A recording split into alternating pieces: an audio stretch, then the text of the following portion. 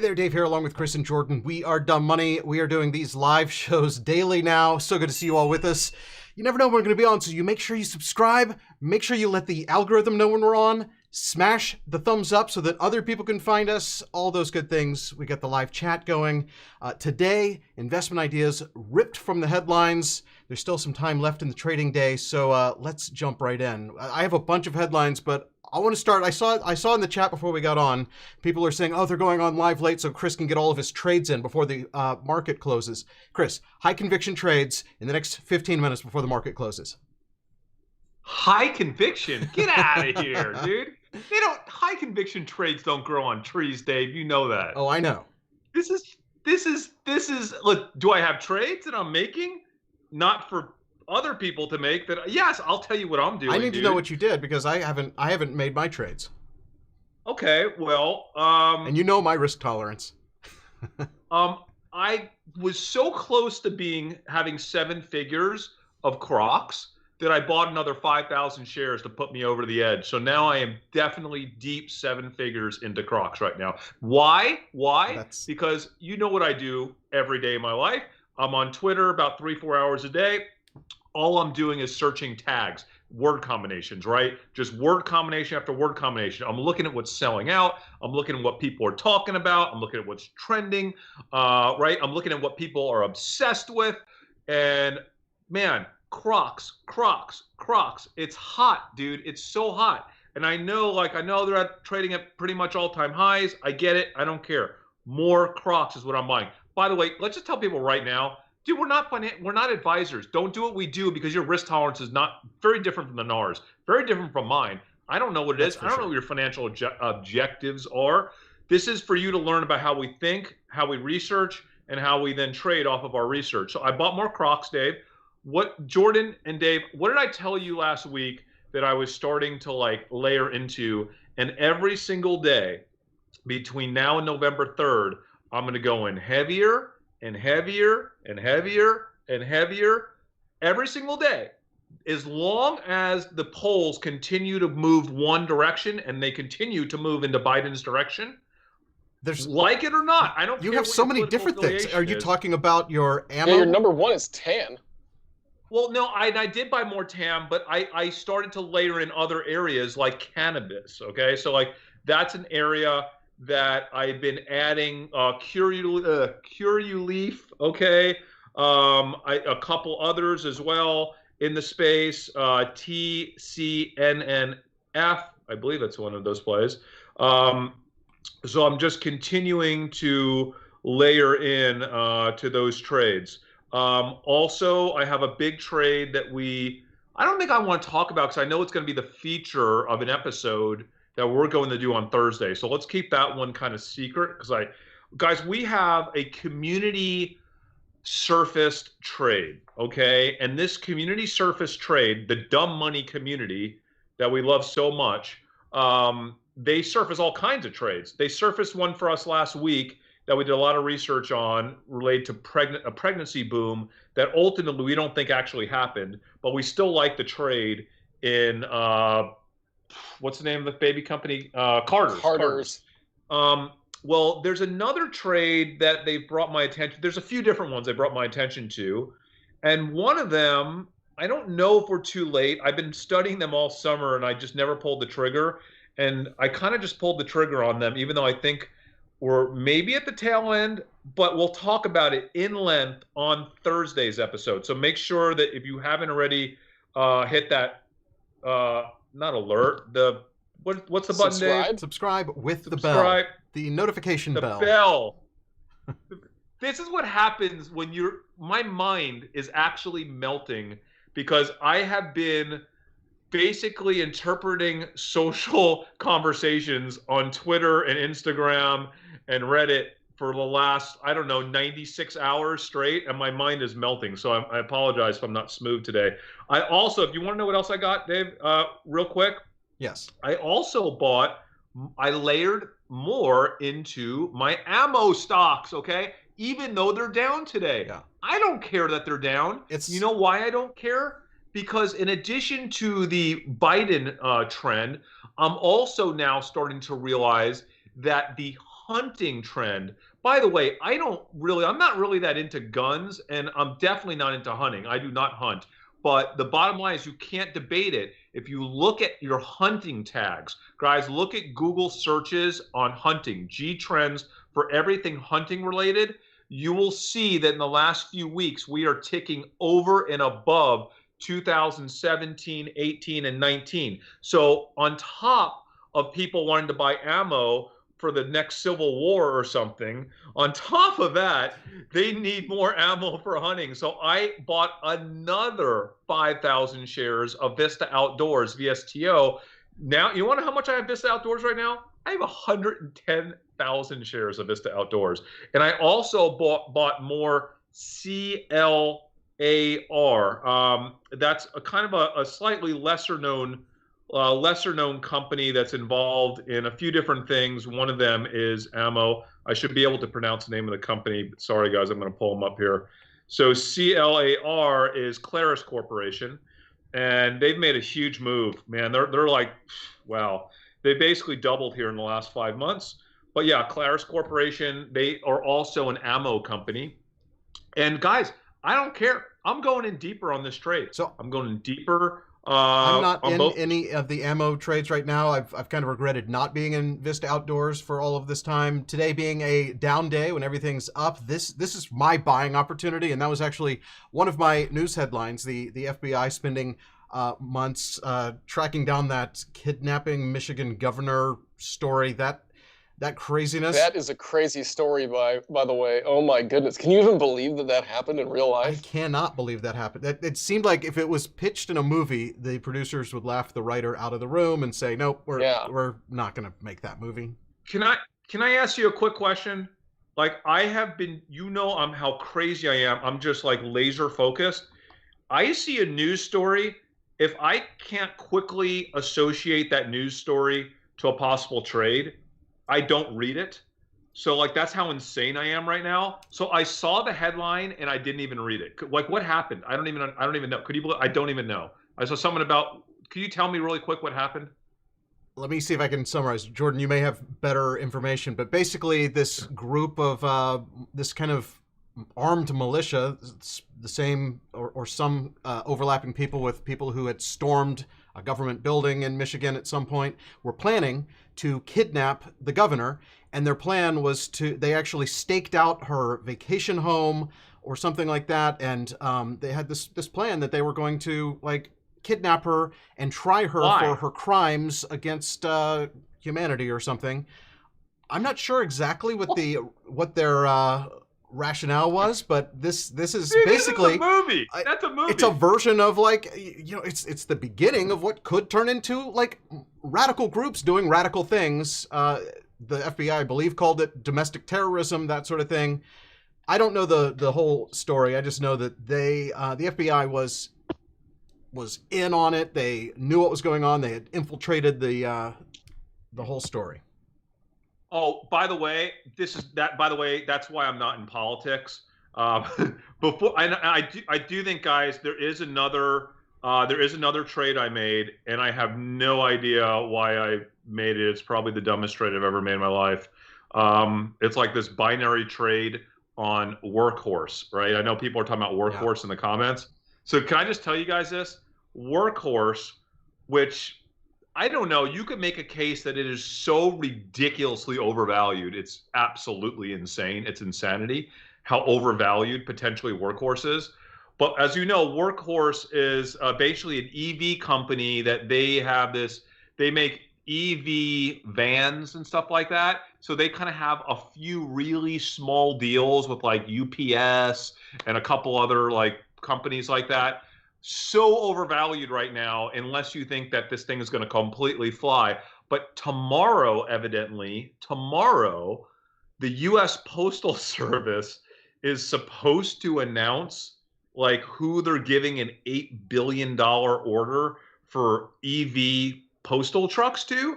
And like the rumors flying around is that Workhorse is going to get it. The problem is, I think Workhorse already said that they're not like a lead candidate. Like they're gonna like a product supplier. Like they'll do the drivetrain, some other things, but there's another company they're partnering with. I don't know, guys. What makes this story so interesting is that the Workhorse CEO has like major ties to the Trump administration, and then, as you know, the U.S. Postal Office General or whatever they call that guy, Postmaster General. like Postmaster Yeah. General. He's donated like $800,000 to the Trump administration. So there's like this triangle here, kind of like Kodak. Remember the Kodak deal? Mm-hmm. Except this one, unlike Kodak, would be more legit. I think more legit than Kodak, right? So I doubled down on my Workhorse position. I don't even know, at a moment of insanity on Friday, I think it might have been the dumbest thing I've ever done. I did not do enough research into this to I make thought an when we looked informed at these decision. that we liked Plug Power of the two better. Because remember, Plug Power actually had like a working a trial with FedEx like somewhere in the Northeast. Yeah, but Yeah, Jordan, I don't think I like the Workhorse. Like, I think it's ridiculous. Like, I don't even know why I'm in Workhorse right now, because if Right. you do enough work on it, it seems like it's just insanely overvalued for what they're producing. Not as bad as Nikola. Don't get me wrong. Not as bad as Nikola, because it's like a couple $1 billion company. But you're saying it's one of still, those kind like, of, the story is better than the company, but you're getting behind it anyway and buying the stock because you think that story is going to pay off long before they actually ever sell anything. I think I should sell. I think I should sell what I bought on Friday right now, because I think it's just a stupid move on my part. I think you get to a certain point where you're doing so well, and my account is just doing so obscenely well that you start making stupid decisions. And so I'm going to unravel that one right now. I'm going to keep my core position in Workhorse. I've noticed that about you, Just though. You get like really aggressive once you have way more money than you need. It's like, oh no, I can just now play with some of this money. So that's why I've pulled back and have not been making as many trades, because I know that your mindset is just, I'm going all in. I'm playing it a little more conservative. Well, Dave, I mean, I'm telling you, that was a bad decision on my part, and I don't want to hold this thing into tomorrow now. I'm going to sell what I bought. So, although I am buying some Vista Outdoors right now, just because I meant to do it earlier and never did. Let's see. Oh, it's like down 3.73% right now. Let's buy some. It's like $20.50 or so. I mean, it's a, I'm not going in crazy. I'm going to buy 5,000 shares, so $100,000 worth. Nice. Welcome to the Vista world, Dave. You're about 9 points too late, but that's okay. Better late than never. I picked it down. I mean, I got in. Yeah, I picked a red. I got in at 17, so not as good as Chris, but that's okay, Jordan. Yeah. All right, so that's my initial headlines. Now, the hurricane's named Delta because they ran out of letters in the alphabet, and now they're using Greeks. 450,000 homes and businesses in Louisiana, Texas, Mississippi, and Florida without power through Sunday afternoon. I saw that they are saying that it's now been downgraded to a post-tropical cyclone, but they're still expecting a lot of rain in Georgia, North Carolina, South Carolina, Virginia. The Generac was my initial go-to. Generac, Floor and Decor, your propane trade. Those are my kind of like storm trades. But the Weather Service is now saying it's kind of the end of storm season. We're getting a cold front. It's going to decrease the chance of future hurricanes. We knew we were at the end of it, so I'm actually not going into any of the typical hurricane trades that you might play when you see an area that is without power, that is devastated. I'm just like, it's kind of, that story's over, and I feel like that news has already made it into those stocks. What do you think? Well, you're right, Dave. You're right until blizzard season hits, but that's a few months down the road. Here's the thing: I am not going to sell my Generac because I just think that's a storyline that kind of goes through the winter, continues to get stronger here in terms of that Generac business. I'm going to keep an eye on Generac demand. I'm going to keep an eye on supply, on sellouts, and if I think things start to loosen up, the data starts to kind of pull back, I might take some profits in Generac. I do have a lot of it, but right now I'm not really messing around too much. I think the hurricane season, you're right. It's technically still goes, Dave, just so you know, for another like 8 or 9 weeks, 7 weeks, but it's pretty much done. I think with a cool front coming in, I think it would be an anomaly for us to have a really big one coming in now. So any trades you're making, Jordan, on the Louisiana deal?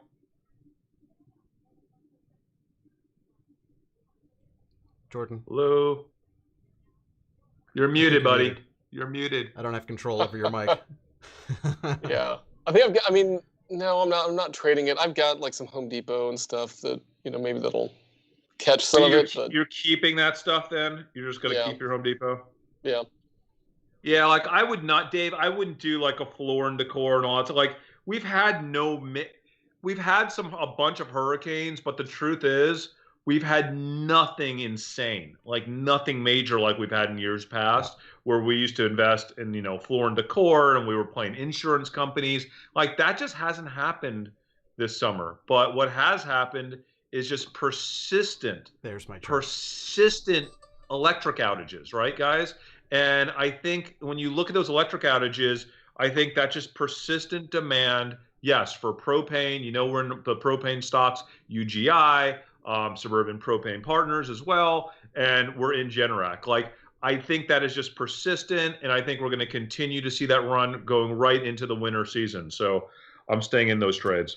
I see Apples is asking about our thoughts and trades on the Apple event. Apple on fire today. Stock is going crazy. We are going to be live streaming the announcement, so make sure you join us for that. We're assuming they announce an iPhone 12, and assuming the stock is trading up during this event, we're going to give one away. So make sure you go to our Twitter account to find out how to do that. Do you have thoughts on the stock? Apple's always been one of my biggest holdings. I'm not selling selling the news or buying into the event and selling on the event. I'm going to continue to hold Apple, but I might consider buying more during the show tomorrow if I see something in the announcement that was unexpected. And I feel like I know absolutely everything that is expected. Dave, I have not researched this event as much as you have, but I've done my work. And I feel like I have a pretty good grasp of what's coming tomorrow. And I think more than what's going to be announced, I think I have a pretty good grasp on what the world knows is going to happen tomorrow. So I don't necessarily see a lot of room for surprises. Yeah. But if there is a surprise tomorrow, I would consider upping my Apple stake absolutely during the show tomorrow, but I'm not doing it yet. I'm going to wait to the show, see if they announce. I think when we start tomorrow's show, Dave, let's go over everything we think is going to happen. Of my research. This is article after article of me highlighting various things. By the way, there's a website out there with pictures of the 12 in their case. You can buy cases from this company that jumped the gun and showed the whole thing. They always do that. We need to remind everyone right this second, in addition to please giving us a thumbs up on this episode, we really, really need that for the YouTube algorithm, guys. Thank you so much if you're watching on YouTube. Remind us on YouTube, on Twitter, we are giving away an iPhone 12 tomorrow as long as Apple stock goes up 1 penny or more during the Apple event tomorrow. We are going to give away an iPhone 12 to one member of our community. And all you have to do right now, right this second, you have to go to the Dumb Money TV Twitter account and you need to retweet our content. Retweet our giveaway tweet. This tweet that you see on the screen right here.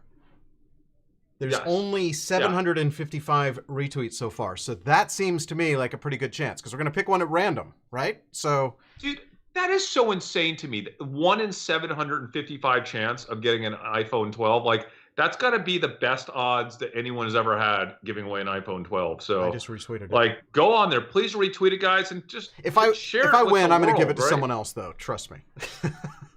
I mean, I don't have any way to exclude myself from the randomizer, so.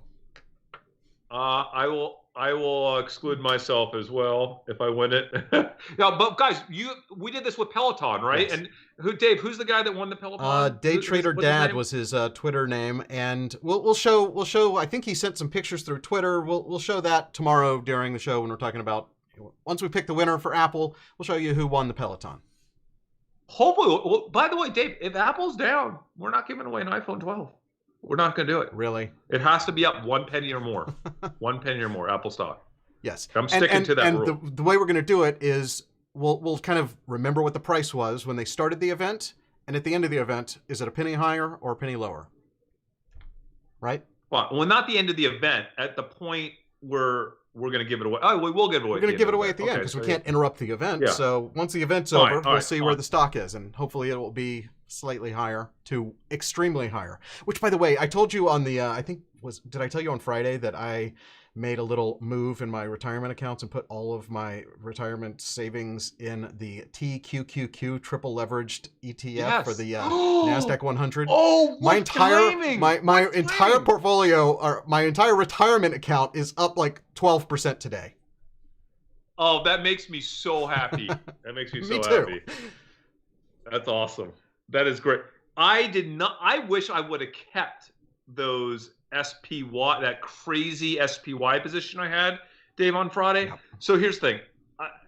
Even though I didn't keep it, I am, as of right this second, should we have a Chris Camillo margin update for everybody? Oh, please do. I need to know. Inquiring minds want to know. So my margin balance as of this moment is I am borrowing $8.44 million from Ameritrade. And I did have a conversation with my Ameritrade rep today. I wanted to confirm what my margin rates were. I'm not going to discuss them on the air because I feel like if they're doing something special for me, because I did hard negotiate them a while back, and I don't want like 1,000 people going, I heard you're giving Chris Camillo this crazy margin rate, but it is an awesome margin rate. It's an awesome margin rate, but it's not as good as you can get from some places. They were not willing to go as low as Interactive Brokers published rate for the amount that you borrow, and their rate, and it's they talk about it going down to like 0.6% or something, but that's only if you borrow $10 million or just insane. Yeah, and by the way, it's not that low. It's not that low, and it's only because I have a huge amount on margin, right? Like if I was borrowing $5K, the rate's not that great. Exactly. But that's good. I'm proud of you. I did not negotiate any special rates with Schwab, and I basically don't stay on margin very long at all. So that's easy to manage, but hard to negotiate. But I'm super upset because my account is not up as much as I'd like it to be up today, and it's up 445,000. But that's not that much considering how much the Nasdaq's up. And you know why? Because of Vista Outdoors got crushed today, and Shopify's down. Oh, Tan, I got a bunch of Tan, and that got crushed. I have a lot of Tan. GAN and Tan both down today. GAN's down too. It's just killing. Square's down a tiny bit. Dave, I bought that Match.com because you inspired me, so that's down a little bit. My Plug's down a little bit. My Avis is down a little bit. Helion, that crazy company that our community talked me into, is down a little bit. Even our Royal Caribbean's down a little bit today. So it's not everything that's up today. We're getting hurt here and there. Anyway, can we talk about the president no longer having COVID, according to himself? His doctors refusing to say whether or not he's tested negative, but he's no longer in isolation. He's no longer considered a transmission risk to others, according to his doctor. And on Saturday, he held that campaign rally in the front lawn of the White House, and he's been pumping Regeneron on Twitter through his videos. His video where he constantly says Regeneron, it helped him, it cured him, and some other drugs, but mainly Regeneron is the one. You bought Regeneron. I'm out. I sold out on Friday. I sold out. I don't think I have any Regeneron anymore. And you know why? I just felt that we had reached a point. I didn't make money. I made a little bit of money on it, but I didn't make much. It was like a very small amount of money. We were at a point of information parity on Regeneron. When the president repeats Regeneron like 100 times and it's all over the news, at that point, if that ain't information parity, I don't know what is. I kept waiting for some late night talk show to take that clip and turn it into a drug commercial. where they have like side effects may include drowsiness and headaches and getting on the front lawn and talking about things. My wife just came in the room and is making fun of me because she heard me say the word ain't. Did I say ain't? Yeah. If that ain't something. That's great. Are you fixing to wrap up this call soon? That's Oh, great. boy. So that for people who don't know, the room that you do these from, you used to do it from your media room where you could close the doors, but you kept getting interrupted because you were too loud. Now you do it upstairs in the entryway to your master bedroom, but it's a pass-through room so that if she needs to get into the bedroom, she has to walk through the set that you've set up for yourself. Yes, and usually has a couple nice things to say on the way through, or not nice things. Okay, back to the news. By the way, there's a trade there, and what's going on with Trump and this whole medical deal. Jordan, you probably understand the med stuff better than we do, but it sounds like technically, I guess his viral load is decreasing, so his doctor claims that he's no longer, it's not replicating itself in the body, so he shouldn't theoretically be contagious. So, but I think Trump is misinterpreting that by saying he no longer has it. Unless he tests negative, he still has it. It's just not replicating. And I at what imagine point do you they're think, Jordan, giving the him antibodies, tests, right? the fake antibodies he's taking is, maybe disguising that? I think the biggest thing is that, I mean, he probably still has it. I think it's pretty irresponsible that he's, going out in public right now. I mean, he was a balcony away we from know the that people. he does. Yeah, he just does what he wants to do, right? And so, like, he gets something in his head, and that's what he'll justify. He'll justify his position on something. So it's what he does. And there's a trade there, but I think the trade is less on that and more on the Dr. Fauci inclusion in the Trump campaign commercial that is being, and again, this is a totally apolitical show, but I think generally the world has come down on Trump because Fauci basically came out and said, I'm being misinterpreted, misconstrued. I don't validate any politician. He actually came out just now and said he wants to be removed. He thinks the commercials should be taken down. And so that media story backfired on the Trump campaign. And so really this is just what appears to be another big misstep of the campaign, what's the trade? For me, guys, if you haven't seen our 2 episodes, we have them on we call it the OG channel, which is just YouTube.com/dumb money. Not Dumb Money Live, but Dumb Money. We have a Biden special and a Trump special, 15-minute episodes, all of our Biden stocks, all of our Trump stocks.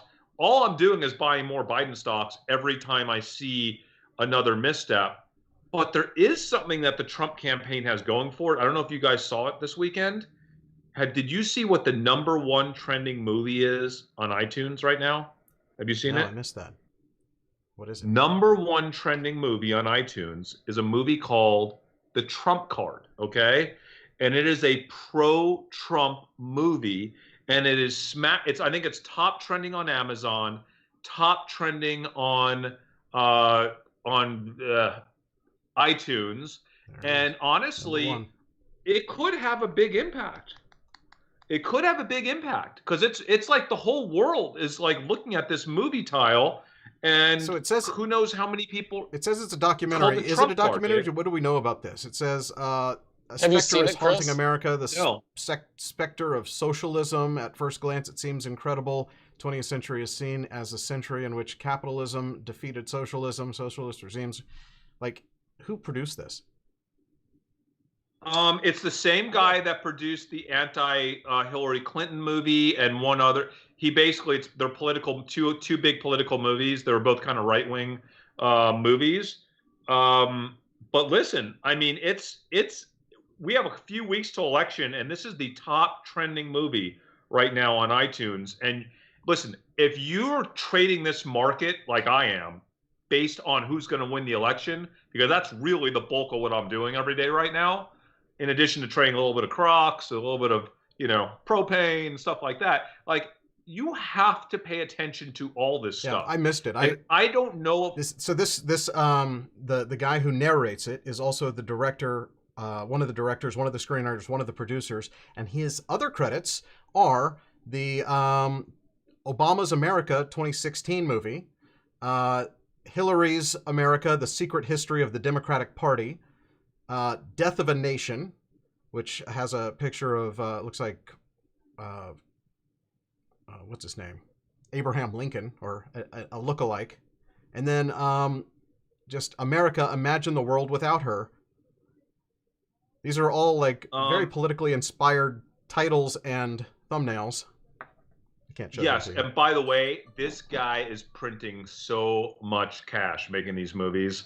Like, I'm sure it's insane. Like it's the biggest no-brainer thing in the world than to make one of these movies and put it out 4 weeks before the election. We know a little about Such that. We've no-brainer. looked into producing a movie, straight to Netflix or straight to, we both wanted to be Hollywood producers back in the day. That was kind of our thing. It's the reason we lived in Hollywood for a while. But yeah, I mean, it's a no-brainer. You make a ton of money with these direct to streaming releases, and in a hypercharged time like now, to have the Trump card come out, that guy's gonna do a it's business. It's doing well. It's doing really a lot well. of $5 rentals there. By the way, let me just tell everyone, a few people are asking for my cart. As you know, I spoke to a bunch of Carter stores and taped those conversations, and we are going to share those in a standalone Social Signals episode coming soon in the next week to 2 weeks. Actually, we probably need to get that out next week because Carter's earnings are coming out. But we'll get that out in a standalone episode on the OG channel, the Dumb Money channel. So stay tuned, guys. We're working on that edit. But yeah, that's my trade, man. That's my trade on the Trump stuff that happened this weekend. I'm following it closely, and I'm looking at the polls, and I follow. Do you follow 538, Jordan, Dave? I don't follow it, but Nate Silver. I mean, I have so many tweets that I halfway follow. It's in my follow list, but it's not my alerts list. I'm on it like probably 3 times a day, just kind of looking at any new polling that's coming out, because he's essentially a polling aggregator and he analyzes all the polls. Listen, he missed it in 2016, got a lot of crap from the world for missing it, but he said it was 70% chance Hillary was going to win. I mean, sort of 30% chance Trump was going to win, and Trump did win. Now I think he's at like an 80%, over 80%. He's thinking it might be up to 90% soon.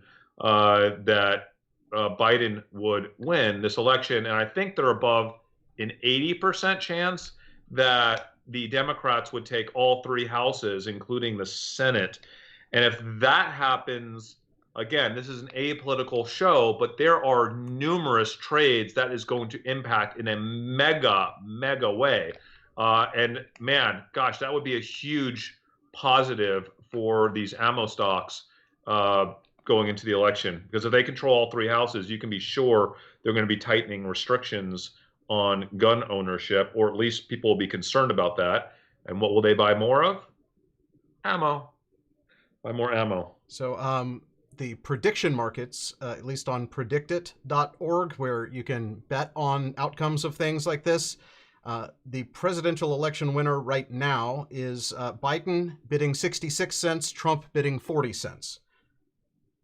Yeah. Let's see, you can bet on just about everything. You know what I like, guys? For me, it's less about the poll. It's more about the change in the poll. So like if Dave shows me his prediction market, I don't really trust the prediction market, but what I am paying attention to is, does the prediction market show something different tomorrow than it does today? And if it edges one way or the other, that just is going to add to my conviction level that it's moving that direction. So while I don't necessarily trust, Nate Silver's prediction of the election, and quite honestly, all he really does is tell you the chance that polls are wrong. That's what he claims, not right. But you can see it moving in one direction or the other direction, and I think that is pretty powerful, just to be able to see the movement day to day. And if you look at the Senate, betting on the Senate races last 90 days as a chart, the question is, will Democrats win the White House, Senate, and House in 2020? It's currently 59 cents yes. And if you look at the chart, you can see that it went down. You probably won't be able to see, but it went down for a while. It's kind of like in this range, but then it's gone up here in the last few, since about October 2nd. It's just been substantially higher than it was before. These are just the prediction markets. People who are willing to bet up to $800 or something. There's a limit on it so that you can't like flood the system with trying to just move the market. People are asking us to talk about Duncan. I'm not prepared to do that. I have, quite honestly, not paid enough attention to Duncan since our episode in terms of tracking and seeing, the continued impact of that Charlie promotion, guys. So I'll have to take a look. We'll probably discuss Duncan on our next episode, or we'll discuss it on Wednesday. Brandon just said that Disney After Hours is a rocket ship icon. 5%. Yeah, it's up 5%. 5%? Yeah. Pull up After Hours. Why? Yeah. Because they're reorging their... I don't know. Basically, I don't know. Disney was going to be on my list of stocks to stay away from because one of the other headlines that I saw this weekend is U.S. reporting more than 50,000 COVID cases for the fourth straight day. That's the first time we haven't seen in 4 days of that kind of numbers in the last 2 months. And we have the holidays and cold weather approaching. They're saying that deaths could hit 233,000 by the end of the month. And the World Health Organization is saying that worldwide, they're also at record highs. Friday was a record high for cases, and that surpasses the record high the day before. So it's like, it's not trending well. And so the stocks that I was going to stay away from are stocks like Disney, Booking.com, Marriott, Expedia. And you know what, Dave? You're thinking like I was thinking for the past 3 weeks, which got me murdered on Booking.com. And I got out of Booking.com. So you know what was nice about today? Guys, if you don't know, I had a $3.5 million short on Booking.com that lost me about $300,000. But today, I joyously pulled up a chart on Booking.com, a quote on Booking.com, and saw that it was up $27.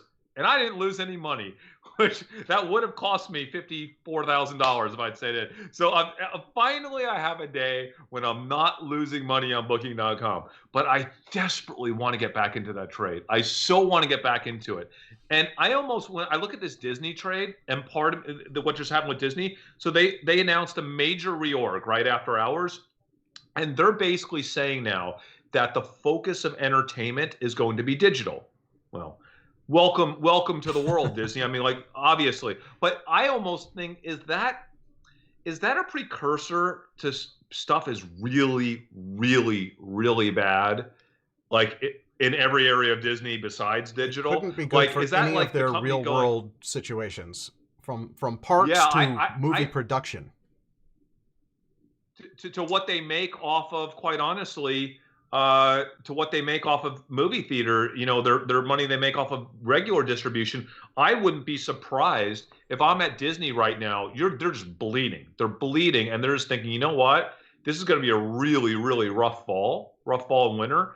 And maybe they're thinking, screw this. We're just going to go direct to TV, direct to Disney Plus with everything, and we're going to charge $45, $60, whatever it is. I don't know what it is.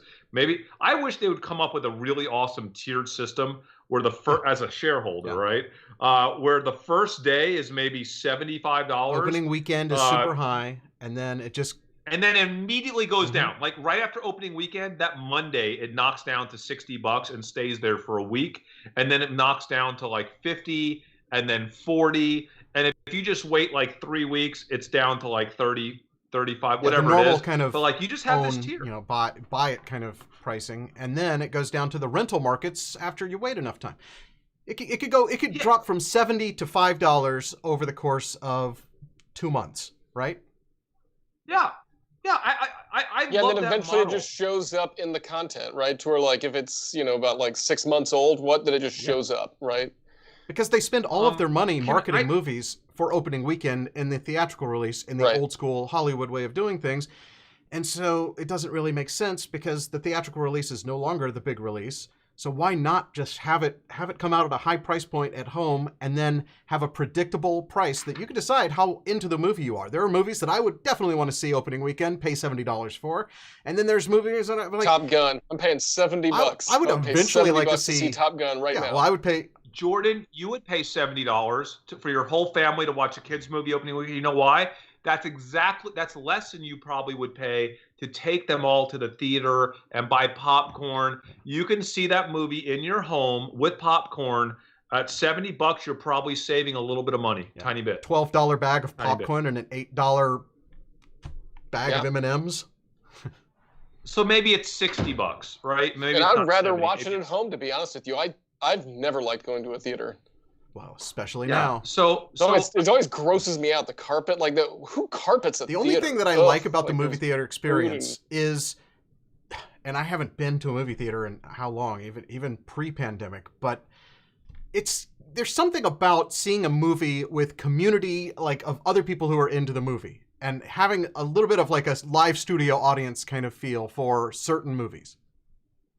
I don't want to Okay, hear other people's comments and like them laughing. Like, first of Stop all, it. Jordan, Ugh. I love the carpet on the movie theater. Dave loves it because he's a sound guy, and it would sound terrible unless they carpet it. But I love it. no, I mean I've got a love carpet in my theater, but like there's like 4 people that use it, not like Dave, Jordan, if thousands. you don't have carpet, the floors are all sticky and your feet are sticking to the floors. Can I, by yeah, the way, but you can I can tell mop it. You can mop concrete.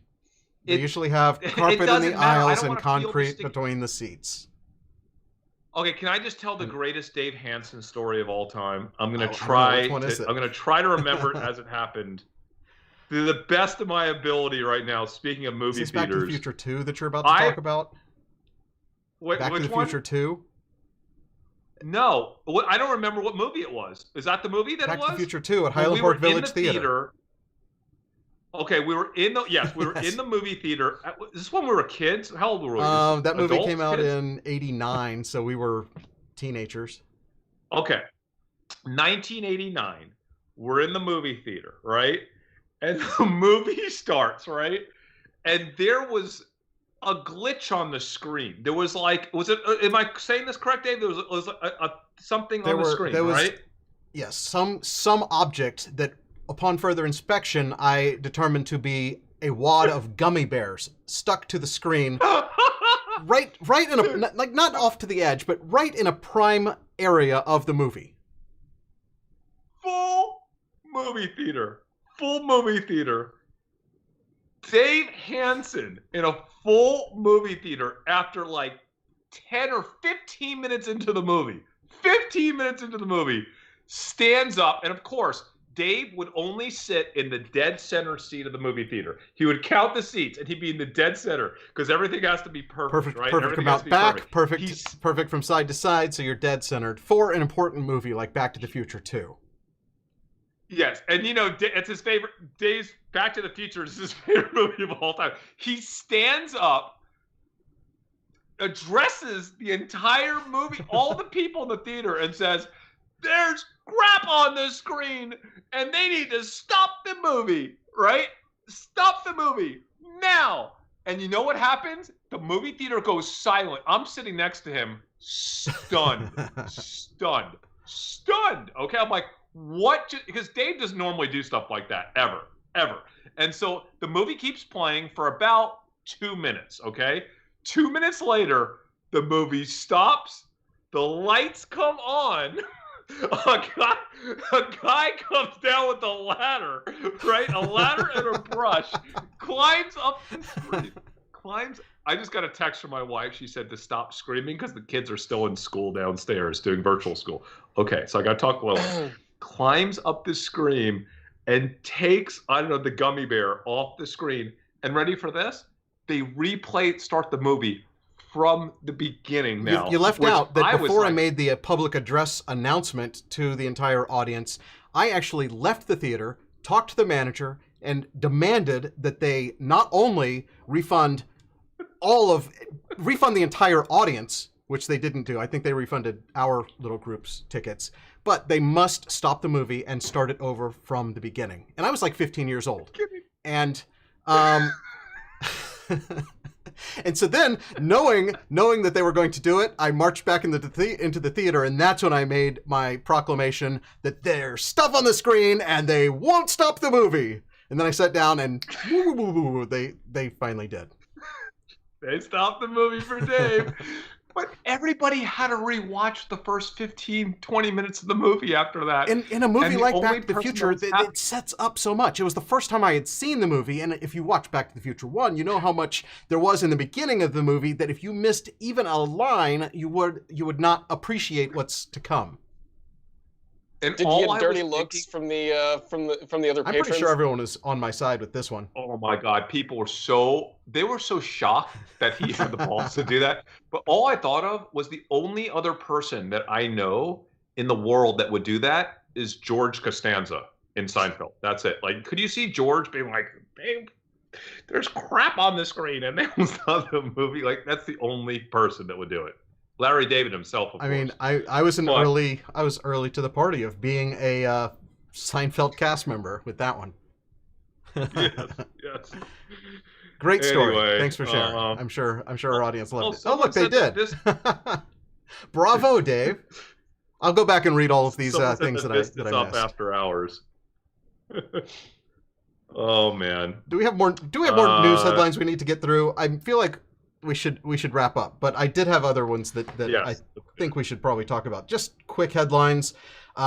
Anything to trade? I don't have any on this one, but the presidential debate being canceled. The presidential debate being canceled, I think, is another, for me at least, another thing that is in a positive for the Biden campaign or Biden election trades, because it's one less risk on the table. That, because Trump could come out and destroy Biden in a campaign, and then we could see this huge rush back to the Trump side, and then I'd have to, of course, sell my Biden stocks and buy all my Trump stocks. So that would be a hassle. It's what the political media calls the October surprise that they always expect to have happen. Something always happens that shifts sentiment at the last minute. Yes. Are they going to have a third debate though? How's that happen? There was a third debate scheduled, and they have not yet announced what's going to happen with it. So the debates, there were supposed to be 4 debates total, 3 for the president, 1 for the vice president, and so we know that the first one happened, and it was just absolutely amazing to watch. If you like, these debates are terrible. I can't even watch it. I loved it, dude. I loved it. Do you love it? Do you love it? I loved it, man. I just don't think we're getting any content out of it. We're just getting grandstanding, and it's annoying. No. Yeah, I mean it is, but what can you? So we don't know what's going to happen with the third debate. I'm hoping we get to see another debate, but I'm sure it will be a different format. They just really need to invent a button that just turns a microphone off. Look, it's really easy hard. To do. Like, you can cut mics every. See, that was easy. That was easy. Cut mics. Can we just? I mean, if I don't like what Chris is saying, the virtual debate was going to solve it, right? Because if you did the virtual debate, it's way easier to just mute somebody, because then you don't get their bleed over into the other microphone. You just completely ignore them. Just shut them down. Yeah. The camera's not there. The mic's not there. Because what we've seen happen, they should just realize that these candidates are not capable of following the rules, and so we're just going to put a clock on the screen. When we say you have 2 minutes uninterrupted, we'll just put a clock on the screen and tick backwards. And as soon as it gets to 0, your mic turns off, right? We don't care if you finished your thought. Just the rules are 2 minutes, and now you're muted. I think that's a great idea. By the way, people are asking about a few different things I just want to touch on. Someone's talking about Nautilus. Nautilus would have been the trade of the summer. did not invest in Nautilus. I think they will continue to do really well, only because if you study the fitness market short term, you cannot buy weights, you cannot buy any of this stuff. So Nautilus is going to continue to sell out everything they can make, probably. I would say from now till probably spring. The thing that worries me about Nautilus is you can make a case that Peloton is going to not just survive, but really thrive post-pandemic. And if I look at Nautilus, I see Nautilus as a company that potentially could get slaughtered post-pandemic. If you know, I'm really worried about. Quite honestly, it's a company that I would be looking to short heavily at some point in the next 6 to 9 months. I don't know when. You're talking but about I'm keeping it. Nautilus? What? You're talking about shorting you know, Nautilus? Man, that is a no, run, I'm not though, shorting from them, like and I wouldn't short them now. $2 But I to think it's $21. Oh my gosh. I think there will be a point when we think the pandemic is coming to a close that I think Nautilus is going to be in a lot of trouble. Yeah. That's so pre-pandemic. I'm not. I just I'm pulled just up a what is this, a 5-year chart, and it was not looking good for them. But then they just had this like complete ski ramp. Again, guys, if you were in the business of selling fitness anything right now, you're crushing it. You're totally crushing it, right? So this is a company that was trading at $1.50 a share. Now it's at 21. Again, we're talking about a 14, 15x move, maybe one of the biggest moves of the pandemic. And I think it's a stock that has potential to get crushed on, when we're coming to a close. So, any thoughts on guys? I told you the gambling stocks now that the NFL is moving schedules around and continuing to not play as well as the NBA did. It's really hard to make a firm call on that, but I sold off some of my Penn National, hoping to buy it back once we get more certainty around the degree that this virus is going to impact sports. If it looks like we're going to get through the entire sports season, I think that's a net positive for Penn, and I'll get back into it. But right now, I kind of pulled out of about half of my Penn position, and I'm also pulled back on my GAN position as well.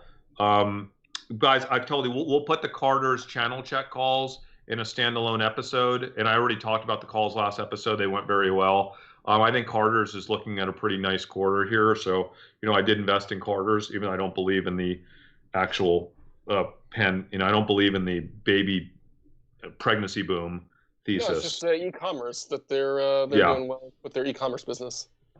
Correct. One more news story that I'm excited about. It's Amazon Prime Day. Woohoo!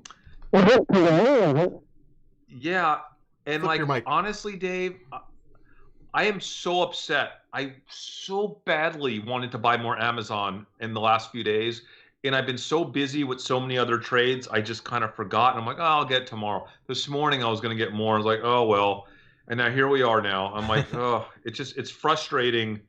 It's really frustrating. I think we'll see how Amazon Prime Day does. It's a weird time of the year for it. Amazon is my biggest single holding. I think it's a great time of the year for it because it's right before the holidays. This is the new Black Friday. Nobody's going to go out and line up and beat each other over the head for a flat screen TV this year. They're going to just do it all on Amazon.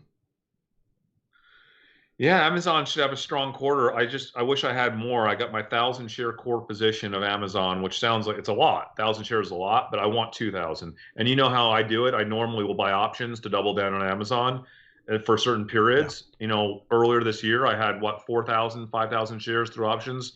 And I really want to own more Amazon right now. And it's killing me. Should have done it yesterday. Not to own more. And up I might. 5% today. Almost. It's crazy. What a day. Friday. What? I don't even understand Prime Day. I've never bought anything extra on Prime Day.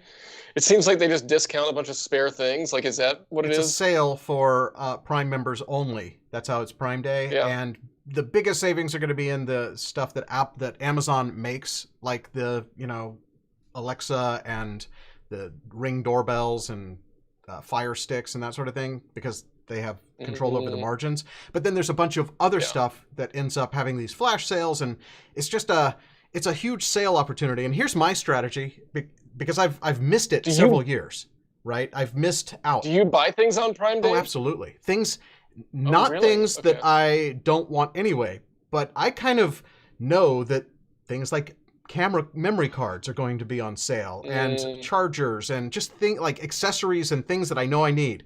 There's a camera lens that I would love to see on sale. There's a new camera body that I would love to have on sale. So I put all of these things in my shopping cart and do save for later. And then at the top of your shopping cart, it tells you, here's a list of all the price changes. It does that year round. That's not just a Prime Day thing. It basically, if you have something in your cart and the price changes, it says, we want to let you know that the price either went up or went down on these 7 items. But that's my way of like bookmarking all the things that I want to buy or that I would buy. So you if just it was put a them in better your price. cart. Just put it in my cart. Yeah, you just put them in your cart and save for later. Yeah. Save for later. And I have, there's like 1,000 items in my cart because I do it every year and then I never go through and clear it out. But so this year I'm hoping for some good electronics. And we have Apple. So there's so much. We have Apple Day. We have Amazon Day. I mean, I think that other retailers that jump on the kind of Prime Day bandwagon are going to do well too. Everybody kind of has a sale to compete with Amazon right now. So you have Walmart and Targets and those kind of stores that are doing their online Black Friday early kind of sales.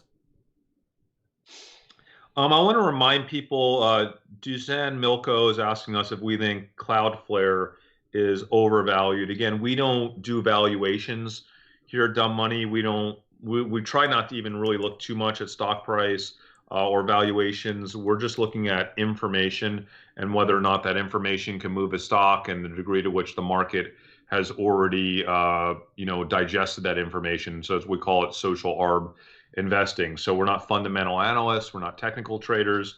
We don't really focus on whether something's over or undervalued, right? Like you can make a claim that Amazon has been overvalued for a long time, as been so many other stocks, right? Like Peloton or whatever. But we try to stay out of that game. It's just not part of our core methodology. People are asking about, guys, they said, any idea about lumber stocks? We had a whole lumber stocks. We had a whole episode about lumber stocks, guys. We think lumber is set to benefit from a Biden administration because there's likely to be massive government subsidization of construction and home building, especially cheap homes, that we think will be a net positive for lumber stocks and home builders that we talked about. Watch that episode on the original Dumb Money channel on YouTube if you haven't yet. Tesla, again, that Jordan, Max Power says Jordan looks at valuations Tesla. Okay, Jordan does sometimes, and we all listen. By the way, you I have like to say, somewhat like you have to make sure that it's not just totally ridiculous, right? Well, I mean, to a certain extent, like these things are going to fluctuate. It's not an exact science, but you can look at something and say like, this is not what I want to be in because I just think it's gone too far. Yeah, and by the way, a lot of times valuations will help us understand, or a change in valuation or change in price will help us understand the degree to which the market is appreciating information, right, or not appreciating information. So if you have a stock, rocket, and the valuation's spun out of control, that's one aspect of maybe the market is seeing what we're seeing, if we can find the narrative there as well, in terms of why they're buying up that stock. Again, Rocket, same thing, guys. I'm not trading Rocket right now. I'm not long, not short. We can't focus on 200 different stocks, and we don't try to, right? We just because we don't focus on a stock doesn't mean that it's not an amazing trade. By the way, I want to talk to both of you guys about something I really regret. Back when we were talking about Chewy earlier in May, whenever that was. Okay, we thought Chewy had kind of gotten ahead of itself, but why didn't we buy any of the other pet insurance stocks? There's like 6 or 7 other pet stocks. Do you realize almost every one of those pet stocks have like quadrupled over the past 5 months? Quadrupled, guys. It's insane. We know this trend. This trend, anything related to pets. Yeah, and that's why it's one of those things, right? Now, it makes sense, but company too. Is there a point, like the information edge on that? Is like, obviously everyone who has a pet and is stuck at home is going to buy more stuff for their pets. I do it. Everyone does it, but it's we should have just gone deeper into the pet trade earlier this year, or like earlier this summer, but we didn't. We missed that one. Ocean Spray, there's no trade there, guys. Ocean Ocean Spray is a co-op. It's owned by like all 70% of all the cranberry farmers, like collectively own. I think they have like a weird e-liquid preferred shares trading on the stock market, but it doesn't even trade, so I'm not even discussing it or looking at it. But they have a deal with like Pepsi as a distributor, and I don't think it moves the needle for them. But yeah, Ocean Spray, if you haven't seen it, huge TikTok trend. We talked about it last week. Oh boy, what else, guys? Sonos. People keep talking about Sonos. So Man, I love Sonos. I can't buy the stock because they don't have any recurring revenue. They just have to sell more speakers, right? And I've got Sonos speakers that I've had in my house for like 7 years. I love them. I love every single Sonos product that I own, but like it's like a one-time buy and then the stuff lasts forever. So I don't.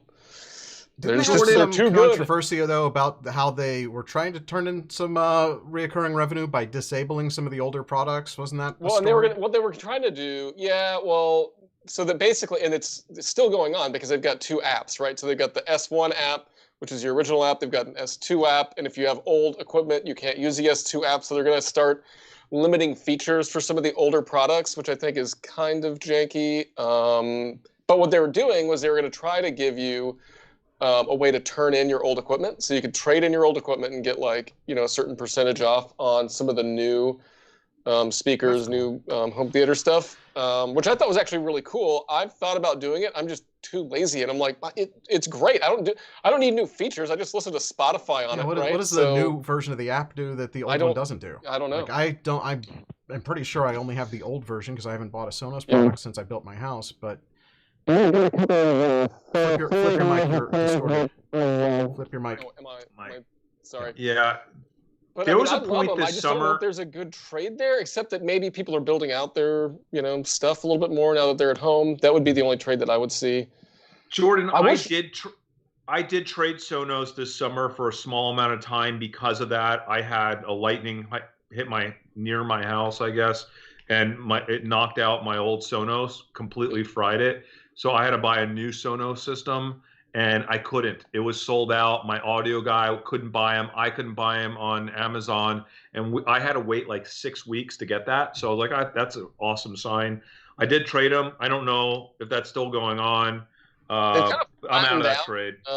Yeah, I don't see any reason to buy them. The stock buy the speakers though. They're great speakers. Stock has doubled since May. More than doubled. I know Nolan is talking about this SE, this company. I guess SE is an ADR for C Limited, which trades. I think was like the Amazon of South Korea.